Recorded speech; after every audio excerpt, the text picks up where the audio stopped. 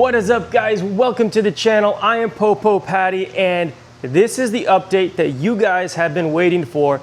We have the Patty Wagon right here. That is right, guys. If you have not been subscribed to the channel, let me fill you in. For a few years now, I have this FC-150. It's like a 1958, 59. I don't remember the exact year. And I bought it from my neighbor. We pushed it down the hill. My pregnant wife got in the seat, and we strapped it to the Gladiator, and we just coasted it down the hill right into my backyard.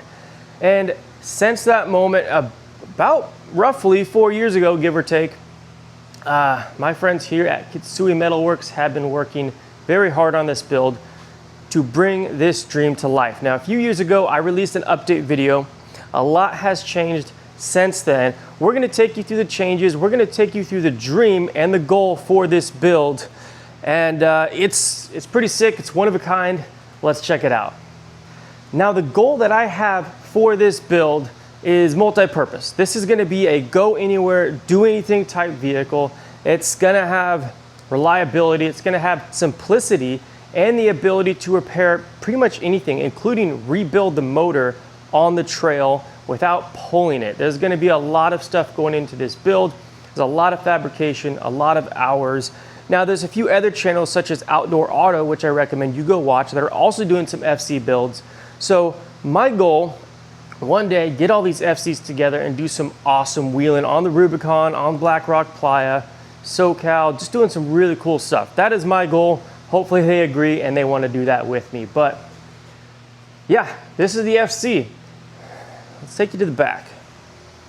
So on the back of this FC, we have a custom bed. Now, this bed is far from done. There's gonna be a lot happening here. We have this cool light valance design on the back. We got the tire carrier. Believe it or not, this is a 7-foot-ish bed. Give or take. The guy in the back that made it is saying give or take. So it's a 7-foot-ish bed. If you know me, you know I have a mini Jeep. That's also gonna be stored back here as well for our trips. And it's on leaf springs. The reason it's on leaf springs, Chevy 63s in the rear and then something out of a TJ in the front. I want, like I said, simplicity, durability. These will be tuned to provide the most optimal ride quality. It won't be anything like coilovers, but I'm gonna make it about as good as I can. This isn't gonna be bombing through the desert though, at any kind of crazy speed. It is a Jeep after all. But on the back, we also have a crazy custom built 14-bolt axle. And then in the front, we also have a Dana 44 that's been built to be about as strong as you can get a Dana 44 to be built. Now, in the future, I might go a Dana 60 one day, but this axle came with it. I just built it up to match and to work with the 37s. It'll be fine for now. It's gonna get all the bells and whistles one day. But for now, we're just focused on finishing the fabrication and getting the drivetrain in it to start running, which it has some pretty cool stuff. Let's go check that out. So in the cab of the vehicle, underneath where I'll be sitting, there is a Chevy LS motor. This is gonna be a 5.3 LS. I believe it's the LM7. It's from a truck. It's been a while since I bought it, but it's got all the bells and whistles. It's gonna be rebuilt when I'm done, but I'm gonna keep it stock power, around 300 to 350 horsepower. The reason for that is everything behind that engine is gonna be beefed up to minimize the chances of breaking anything. I'm not trying to set any speed records, I just want reliability. So, speaking about reliability and beefing everything up behind, let's go back to the transmission. Let's check that out. So, before we go into the transmission, I should talk about this big hole right here between the bed and the chassis. This was originally on an FC-150 frame, which is a CJ5 pretty much. It's got like 80-something inches of wheelbase. It's abysmal. So we built, or Kitsui Metalworks, I should say, built this full-length custom tube chassis, and we stretched the wheelbase. We don't have an exact measurement now, but it is sitting roughly around 107 inches on the 37-inch tires. And that left us this big hole here. There is gonna be a whole storage system built into here for tools, for onboard air, for my water, my fridge. All that stuff is gonna go here with the custom drawer system. It's gonna be pretty rad. But underneath there, we have a overbuilt 4L80E mated to that LS motor. And behind that, we have a Chevy NP205, also overbuilt. And there's some cool twin stick stuff done to that as well to give me front end dig, the ability to just use the front wheels in 4-low or lock out the rear wheels. Some pretty cool stuff done to that.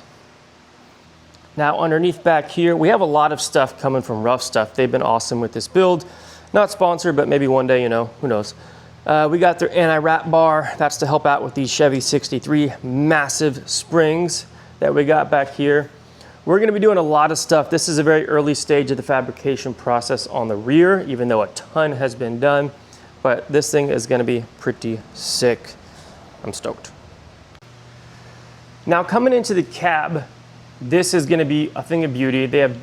Kitsui's doing some awesome fab work in here.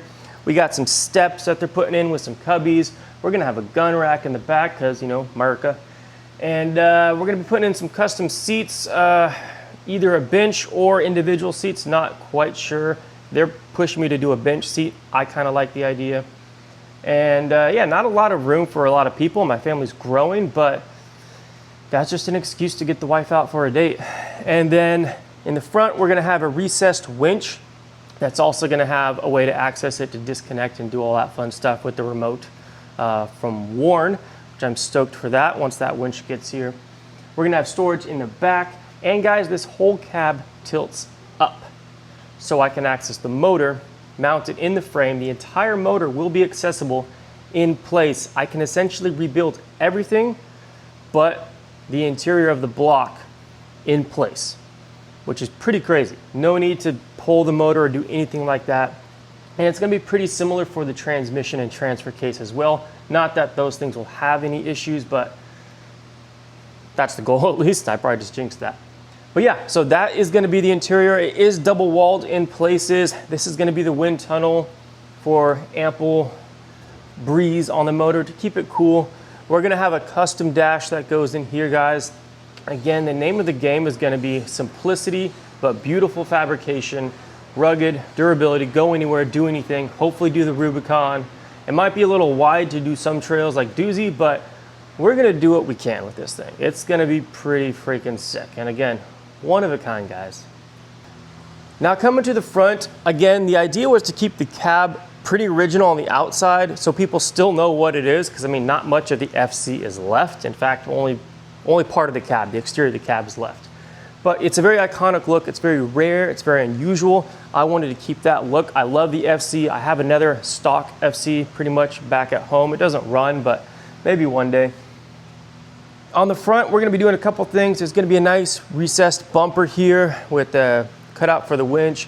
We're gonna be doing some lighting, probably from Vision X. They've got some cool lights that'll go here for the headlights and a couple other things that we're gonna be doing on the front end. The glass, we have some glass, and there's a lot of stuff still to do, but again, gonna be pretty sick. I'm stoked. So guys, that is the update. Hopefully by the end of the year or sometime next year early, we'll have a significant portion of the fab work done to the point where things can start looking like a complete vehicle. We'll see. Fab work takes a long time. Shout out to Kitsui Metalworks. They're doing an awesome job building this. There he is right there in the background being shy. And guys, if you have questions, put them in the comments. Outdoor Auto, if you're watching this, I know we chatted a little bit on Instagram. This is my build. Let's do something. Let's do something really freaking cool. Also, First Gear Off-Road, check them out. They are the OGs of the FC modification business. So look at their Instagram channels, their YouTube channels. They're putting out some cool stuff. They go to SEMA. This isn't a SEMA build, but it is gonna be one of a kind and definitely worthy of it. That's all I got, guys. Cool your ash, pack your trash. I'll see you on the trails. I got some exciting stuff coming up.